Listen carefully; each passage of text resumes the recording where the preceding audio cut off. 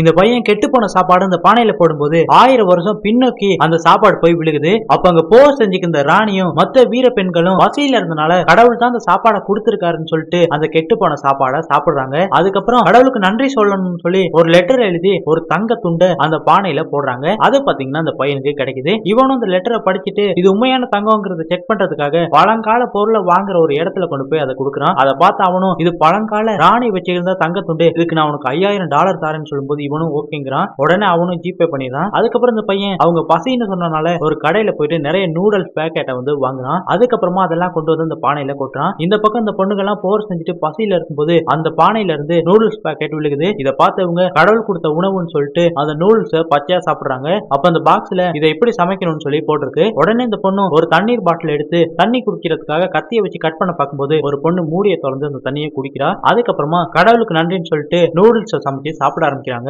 அதுக்கப்புறம் உங்களோட பிரச்சனை எல்லாம் எழுதி இவங்கள்ட்ட இருக்க பொருட்கள் எல்லாம் வச்சு அந்த பானை மூலியமா அனுப்புறாங்க. இதெல்லாம் பாத்தீங்கன்னா அந்த பையனுக்கும் கிடைக்குது. அப்படியே 2 நாள் கழிச்சு காட்டுறாங்க. இந்த ராணியோட அரண்மனையை எதிரிகள் சுத்து போட்டுறாங்க. அப்படியே பாத்தீங்கன்னா ஒரு பொண்ணுக்கும் அம்ப விட்டுறாங்க. இதனால அந்த பொண்ணுங்கெல்லாம் கடவுளே எங்களை காப்பாத்துங்க, இந்த எதிரிகள்ட்ட இருந்து நீங்க தான் காப்பாத்தணும்னு சொல்லி மண்டிட்டு இந்த பையன் கொடுத்த மொபைல்ல அதெல்லாம் வீடியோ பண்ணி அனுப்புறாங்க. அதுவும் பாத்தீங்கன்னா அந்த பையனுக்கு கிடைக்குது. அதுக்கப்புறம் அவன் அந்த ராணியோட போட்டோவை பார்த்து இந்த ராணியை நான் சாக விடக்கூடாதுன்னு சொல்லிட்டு அவனுக்கிட்ட இருக்க எல்லா பணத்தை வச்சும் துப்பாக்கிகளும் பாம்ஸும் வாங்கி அந்த பானையில போட்டு அனுப்புறான். அது இவங்களுக்கு கிடைச்சதுக்கு அப்புறமா அந்த துப்பாக்கியை வச்சு சுடுங்கன்னு சொல்லும்போது இதை பார்த்த எதிரி குச்சை வச்சு என்னடி பண்ண போறேன்னு சொல்லும்போது உடனே அந்த பொண்ணு துப்பாக்கியால சுட்டு பாம்பு போட்டு அந்த எதிரிகளையுமே அழிச்சிடுறாங்க. அதுக்கப்புறம் போர்ல வெற்றி பெற்ற நினைச்சு ரொம்ப சந்தோஷப்பட்டு இந்த விஷயத்தெல்லாம் வீடியோ பண்ணி கடவுளுக்கு அனுப்புறாங்க. இதெல்லாம் தெரிஞ்சுக்கிட்ட அந்த பையனும் ரொம்ப சந்தோஷப்படுறான். அதுக்கப்புறம் உங்களை நான் பார்க்க வரேன்னு சொல்லி செய்தி அனுப்பிட்டு இவனும் அந்த பானைக்குள்ள ஜம்ப் பண்ணிடுறான். அதுக்கப்புறமா இவனை பார்த்த அங்க இருந்த பொண்ணுங்க எல்லாருமே கடவுள் வந்துட்டாருன்னு சொல்லிட்டு எல்லாருமே மண்டிடுறாங்க. இதை பார்த்து இந்த பையன் நான் ஒன்னும் கடவுள் கிடையாதுன்னு சொல்லும்போது உடனே அந்த பொண்ணு நீங்க கடவுள் எங்களுக்கு தெரியும், என்ன நீங்க கல்யாணம் பண்ணிக்குவீங்களான்னு சொல்லி கேட்கும்போது இதை கேட்ட இவனும் சந்தோஷப்பட்டு சரிங்கிறான். அதுக்கப்புறம் அந்த பொண்ணையுமே இந்த பையன் கல்யாணம் பண்ணிக்கிறான். அதுக்கப்புறம் அந்த பொண்ணு கிட்ட சொல்றான் என்னோட உலகத்துக்கு நான் உன்னை கூட்டிட்டு போறேன்னு சொல்லிட்டு